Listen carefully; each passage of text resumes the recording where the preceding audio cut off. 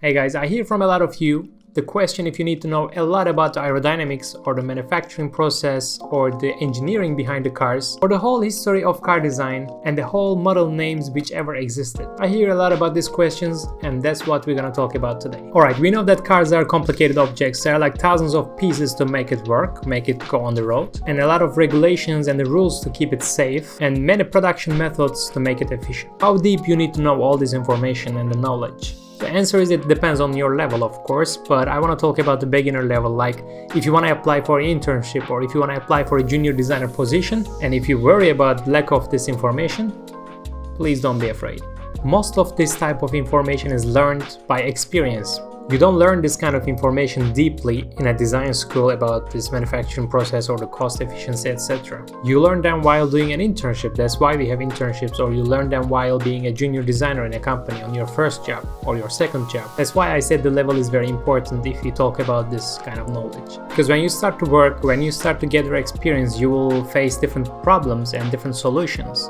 And on the way of solving these problems, you will learn different knowledge. Sometimes you will learn it from a marketing team, sometimes you will learn from an engineering team, sometimes you will learn from a lead designer, senior designer. And it will also depending on what type of projects you work on. Like if you're working on sports cars or race cars, you will learn a lot about aerodynamics or the weight distribution of the car. But if you are working on commercial vehicles, you will learn more about the functionality or the manufacturing process maybe. And at the very beginning of your design career, you will not need to know all these things as a senior designer. For beginner level, for a junior designer level, nobody expects you to know this anyway. Like if you will have an interview, if you will have a job interview or internship, and if you are worried about you have lack of information on this, don't be worried, because the most important thing that they expect from you is your creativity, your ideas and your design skills, not about manufacturing costs or manufacturing methods. And also you cannot learn these kind of things on just by Googling yourself, and even if you can, it shouldn't be your priority. As I said, the priority for you should be the design skills. And of course it's good to be a curious person as a designer, because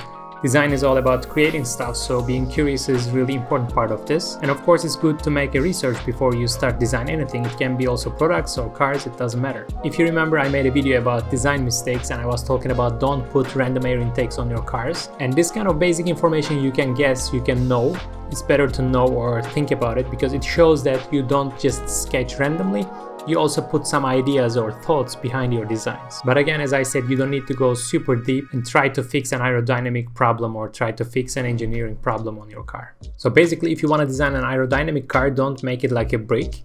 Or if you want to design an electric car, don't put exhaust pipes. Like this kind of obvious things, of course, take care of them. But again, don't get lost with the technical details. Actually, sometimes it's even better to forget about what you know about technical parts, to be creative. Because when you forget about what you know, when you even try to forget about the physics rules, you can really go more wild and creative in your design process.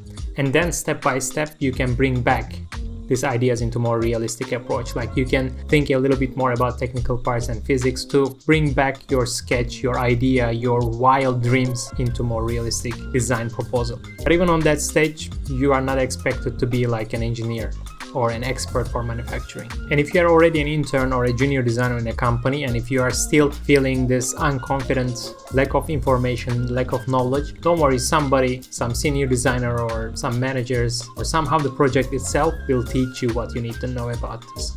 So at the end, chill about this topic and just try to focus on your design skills, your communication skills, your creativity, your ideas. And by time, by experience, you will definitely learn whatever you need to learn to step forward on your design career. It is already great that you are watching this video, you watched this video until here, because it shows that you are already interested in learning as much as you can, and just keep it up. And let me know in the comments that what you want to learn or what you want to hear about car design more. I said you cannot learn much on Google about this kind of things, but in this channel, in my YouTube channel, we talk about car design and we talk as much as we can about anything. So if you didn't subscribe yet, just subscribe to this channel and let's talk more about car design. I hope to see you on the next video.